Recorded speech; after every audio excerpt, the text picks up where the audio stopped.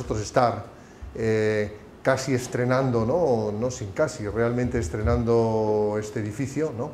Que yo creo que es un magnífico ejemplo de reciclaje, ¿no? En el sentido de lo que vamos a defender en nuestra exposición, ¿no? Un edificio de una arquitectura ordinaria, es una megalópoli que lleva ya pues, siglos disfrutando de una condición de capitalidad y de un desarrollo infraestructural, ¿no? de cierto arraigo. Sin embargo, tiene en común con cualquiera de las ciudades emergentes en América y obviamente en los países desarrollados, ¿no? El que también precisa cambiar su manera de verse a sí misma, ¿no? Este proyecto o esta idea que planteamos justamente responde a ese concepto. Y dicho eso, pues voy a empezar a intentar, basándome en algunas imágenes, ayudar a través de fotos y ilustraciones de este Madrid a entender cuáles son las ideas innovadoras de este proyecto, ¿no? Hay que decir que ahora mismo gran parte de los países europeos y particularmente España está sumida en una crisis muy importante que afecta particularmente al sector inmobiliario, ¿no? Después de unos años de una burbuja que parecía infinita. Un desarrollo y un crecimiento inmobiliario y en edificación en todos los segmentos que parecía ilimitado, ¿no? Un incremento de precios que parecía no tener fin, ¿no? Pero todas las cosas tienen un comienzo y muchas veces un final, ¿no? Y ese abrupto final de la etapa del crecimiento desmesurado, del incremento de precios desmesurado, en el caso madrileño, del milagro inmobiliario español, ¿no?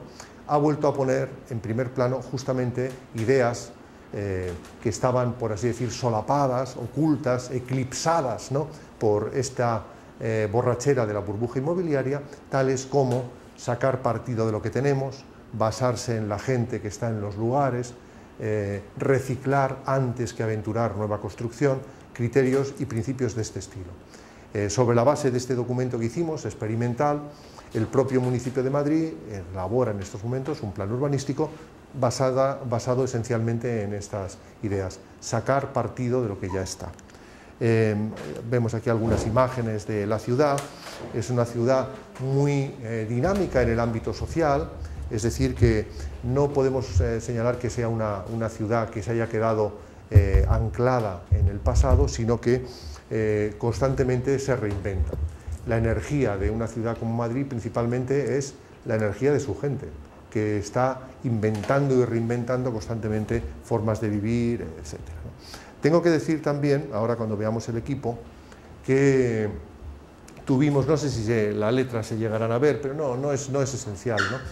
Incluso si quieren lo movemos un poquito para que pueda coincidir un poco más en el centro y sea más fácil, ¿no?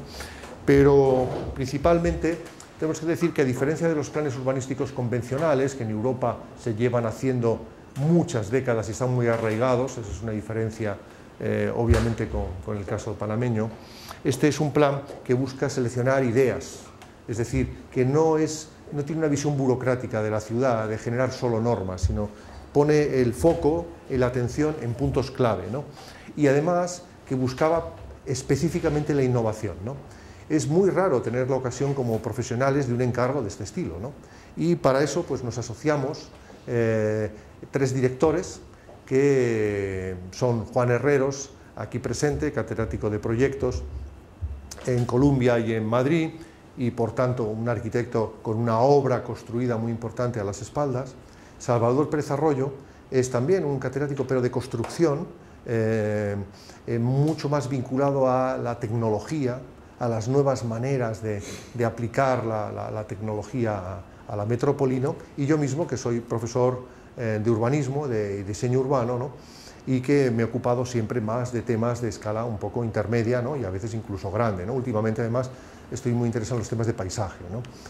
Por tanto, nos reuníamos personas con una idea común, pero en realidad de temas distintos. Y yo creo que esto ya por sí mismo era algo muy valioso, ¿no? El que pudiéramos hablar y pudiéramos generar un lenguaje común, en realidad personas pertenecientes a disciplinas que en la misma academia no crean que tienen un diálogo fluido, ¿no?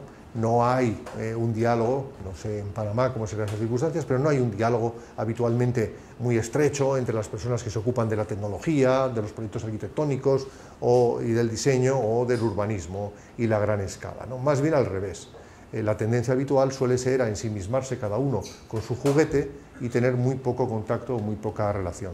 Así que para hacer un plan innovador, abierto y estratégico, era necesario que el equipo fuera innovador, estratégico y abierto. Y ese sentido, pues, pero no paramos ahí, sino que ahora se va a ver un poco más adelante, voy a adelantar la foto y luego vuelvo atrás. El equipo redactor tenía expertos de toda condición, expertos en gestión cultural y curadores, expertos en ingeniería, en geografía, algunos de ellos muy famosos, como Salvador Rueda, ¿no?, que ha estado varias veces en diversos países vecinos, ¿no?, trabajando en temas de urbanismo, ecólogo. En definitiva, un equipo que tenía todas las edades, desde personas casi en la edad de retiro, ¿no?, a jóvenes más emergentes como Ecosistema Urbano, Belinda Tato y algunos otros, ¿no?, y personas de todo tipo de especialidades, ¿no?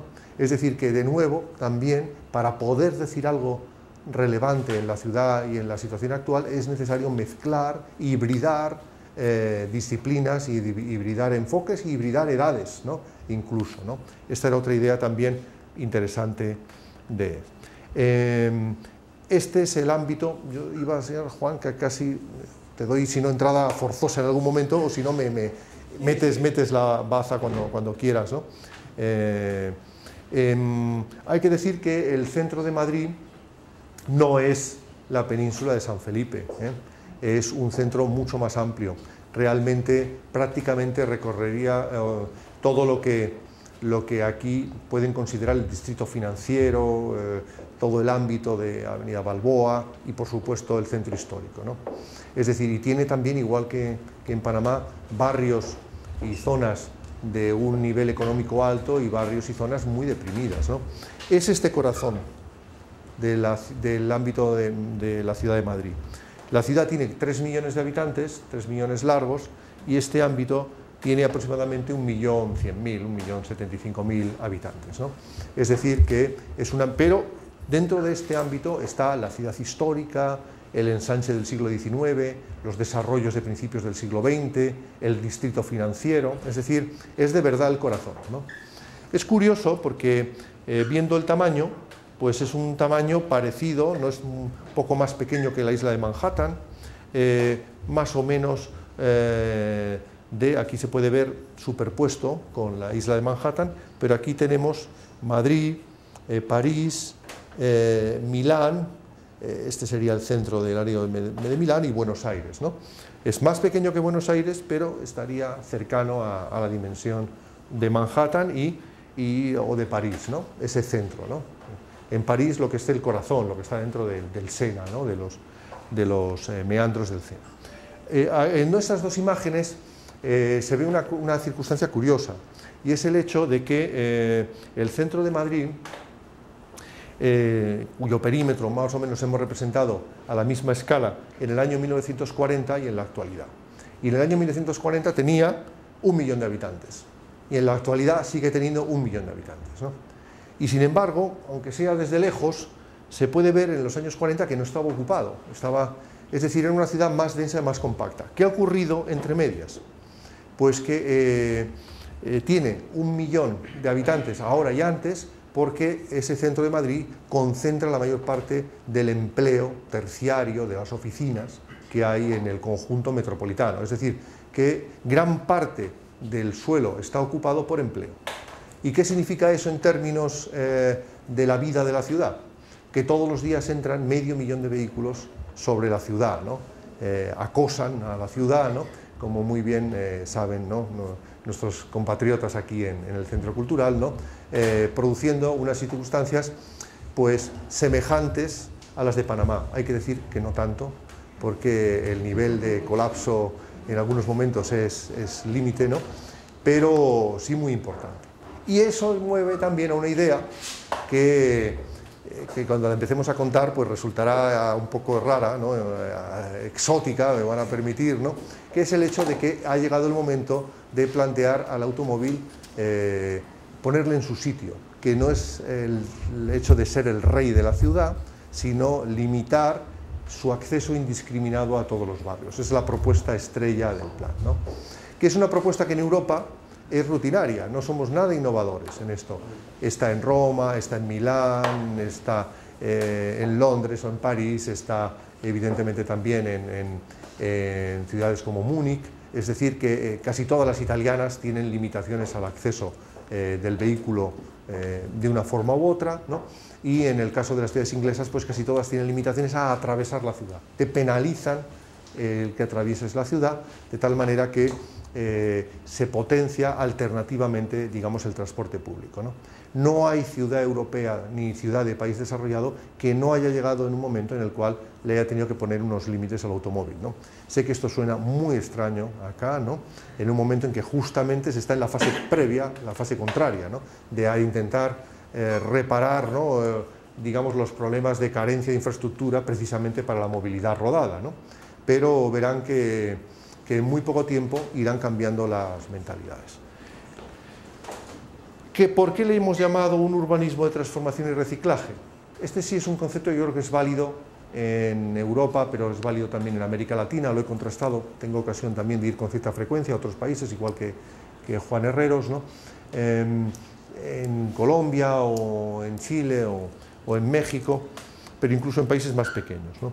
La idea de que cada vez las ciudades son más complejas, es decir, hay una complejidad espacial en la ciudad, ya no son con una morfología uniforme como antes, cada vez son más un mosaico.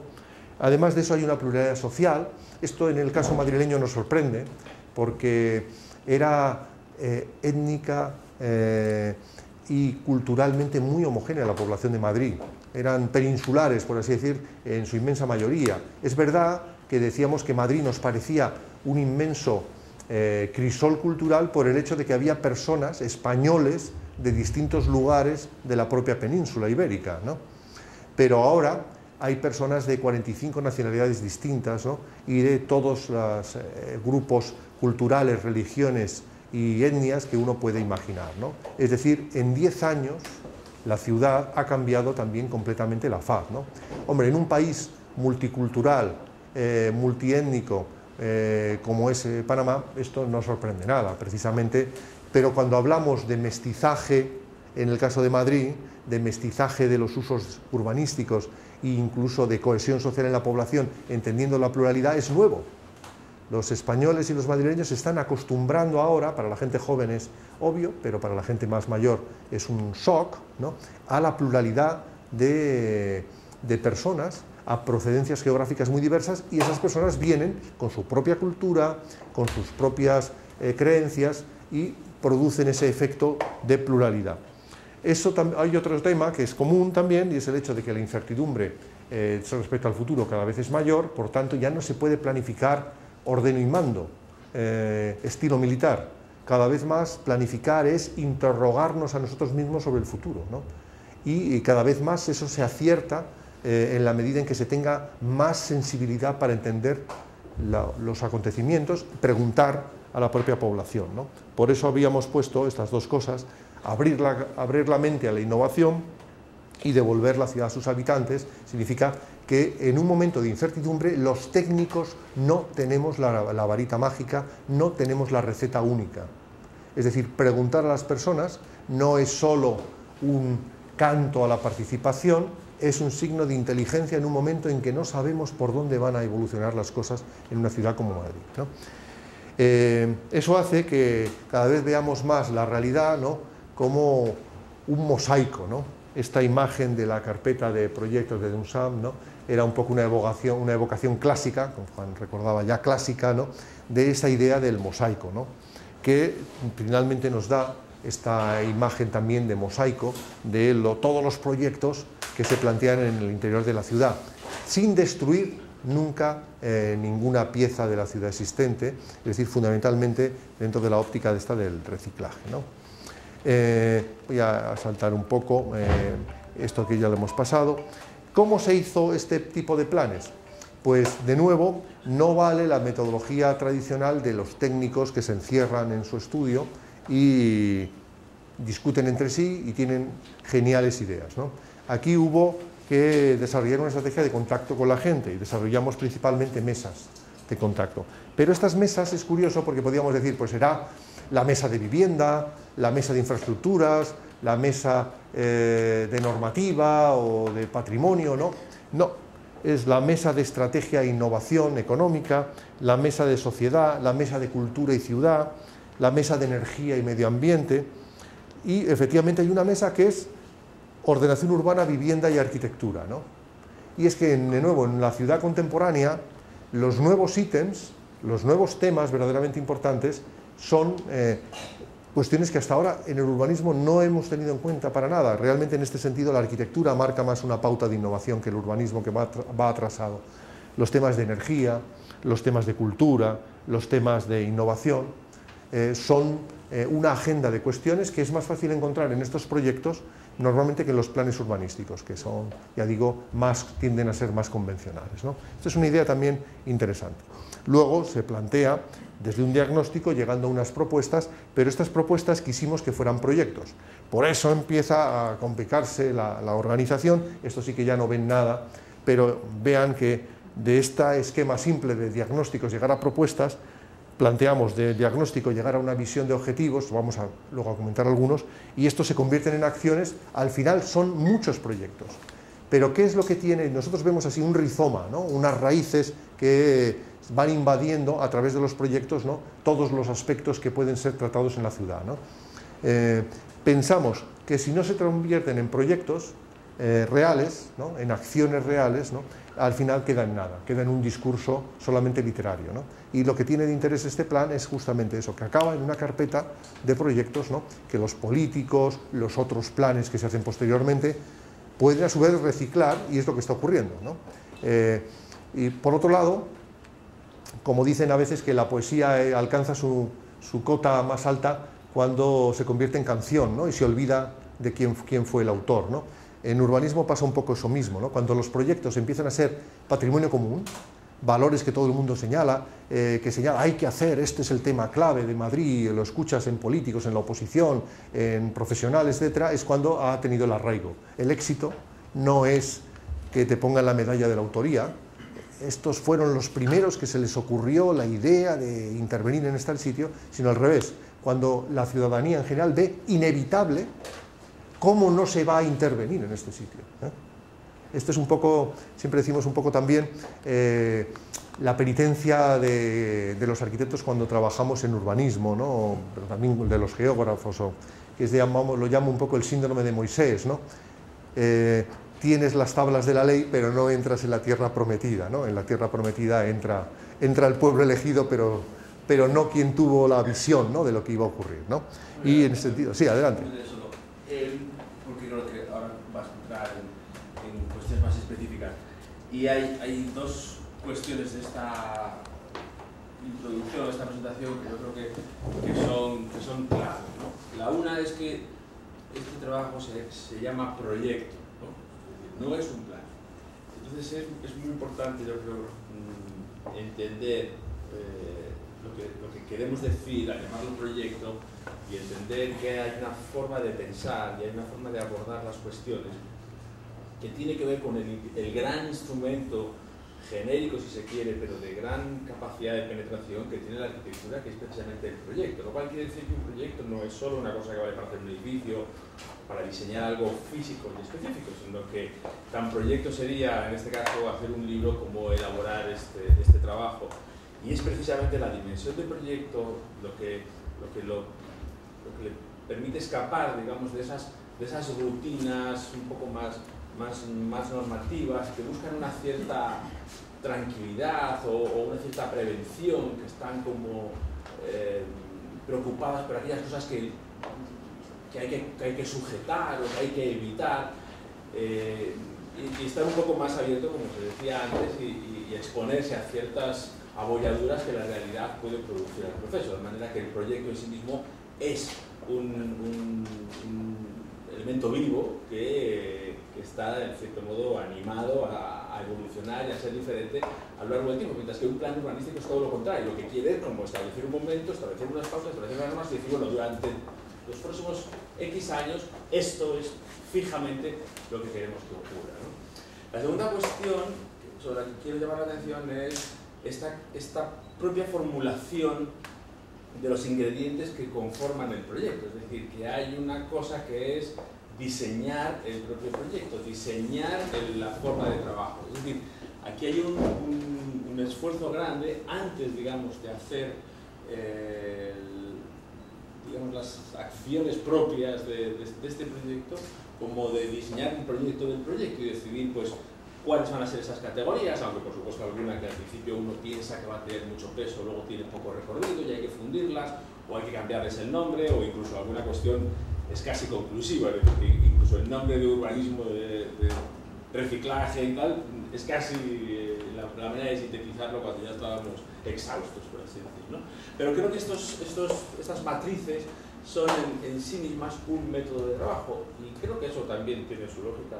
Nos han dado el premio de investigación, es decir, que no es por las consecuencias positivas que vaya a tener en Madrid este trabajo, sino sencillamente por su condición, no me gusta decir modélica, pero sí metodológica, en el sentido de que con estas pautas o con estas matrices, con esta tabla periódica de los elementos, ¿no?, de la ciudad, otros esperamos que puedan trabajar y que puedan hacer proyectos para sus ciudades, ¿no? De manera que ahí sí estaríamos haciendo una utilización, digamos, precisa del concepto de investigación científica, en el sentido de que científico significa literalmente el trabajo que es útil para los demás, es decir, lo que entendemos comúnmente por un científico es alguien que con lo que está trabajando otros pueden seguir. Digamos que los científicos se pueden morir, ¿no?, porque alguien puede coger lo que ellos hicieron y seguirlo, ¿no? Los arquitectos, si se mueren, sus obras,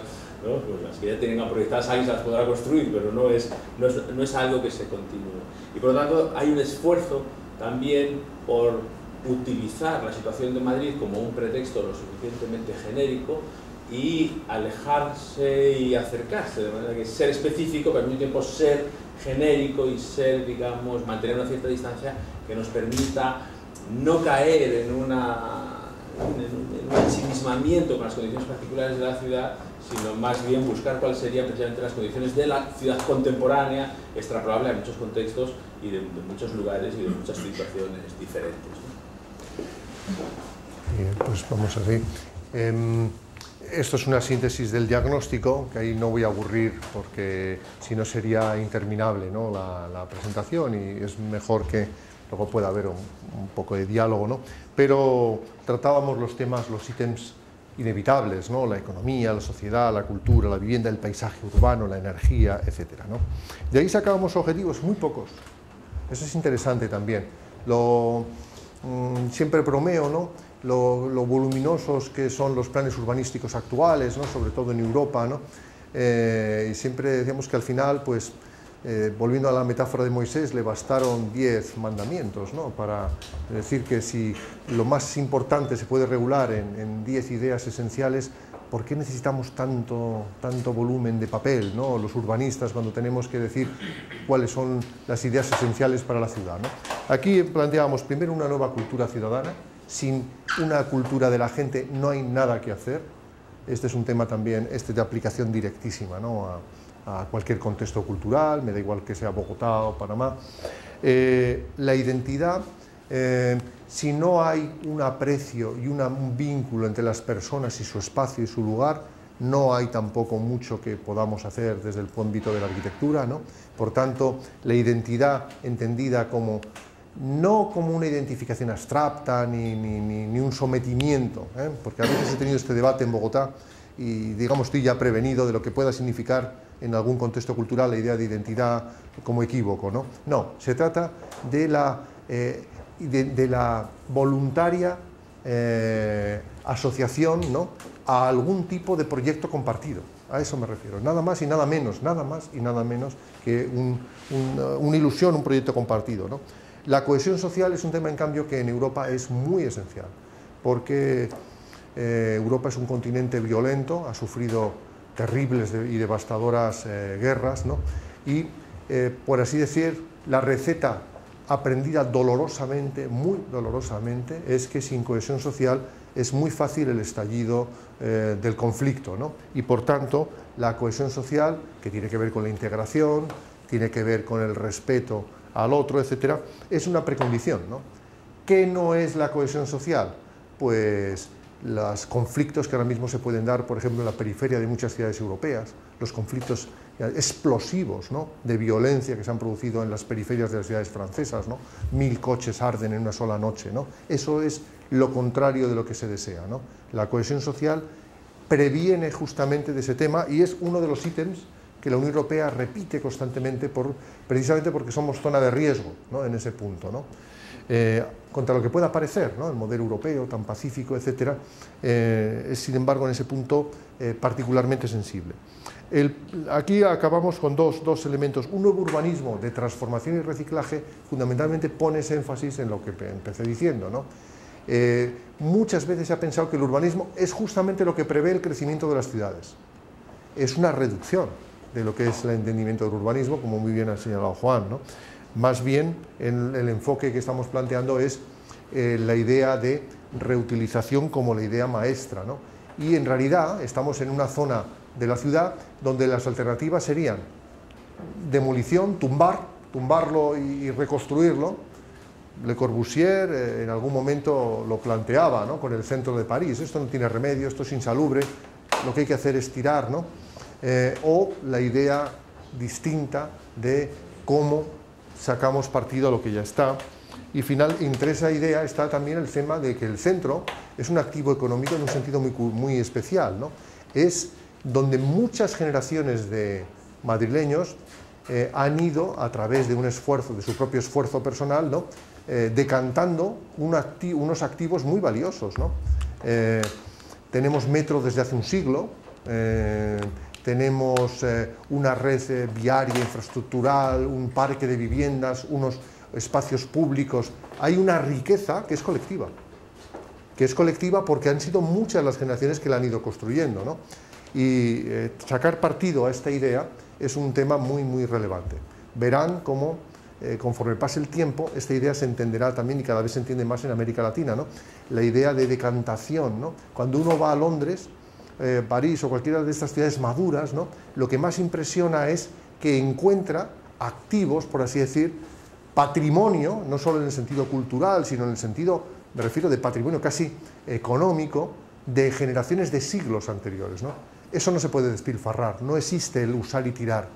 Una zona que está servida por el metro nunca será una zona de usar y tirar, es una zona que ya tiene un valor en sí mismo muy relevante desde ese punto de vista económico también, ¿no?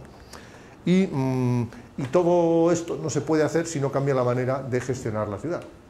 Y esto fue un encargo municipal que ganamos en un concurso, pero tuvimos que decir al municipio que si no se reorganizaba no tenía ninguna probabilidad de lanzar estas ideas y tener éxito en su materialización, ¿no? Esto es un tema también bastante importante, ¿no? No se pueden poner en marcha ideas innovadoras con estructuras administrativas antiguas.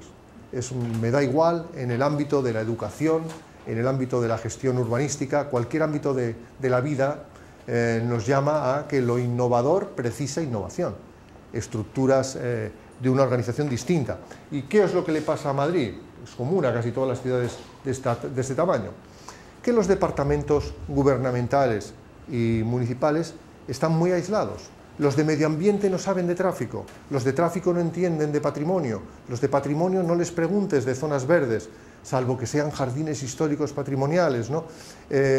Cada ámbito es muy limitado y muy circunscrito, y de pronto teníamos proyectos donde había que reactivar el patrimonio sobre la base de mejorar el espacio público, regular de manera distinta el tráfico, generar energía limpia, y todo en el mismo espacio. Y de pronto, ¿qué departamento municipal le tocaba hacer esto? No había uno que fuera. Por tanto, aquí lo que dicen las palabras, voy a leer solo los títulos, son integración, concertación, participación, transversalidad, cooperación, innovación, territorialidad, ¿no?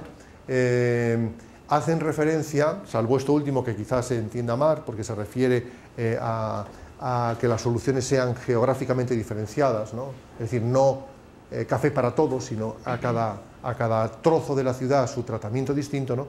Casi todas las demás palabras hacen referencia justo a lo contrario de la conducta habitual de la administración, que es, en el caso español, segmentación, no cooperación, competencia, desconfianza, ¿no? Eso ocurre dentro del ayuntamiento y ni les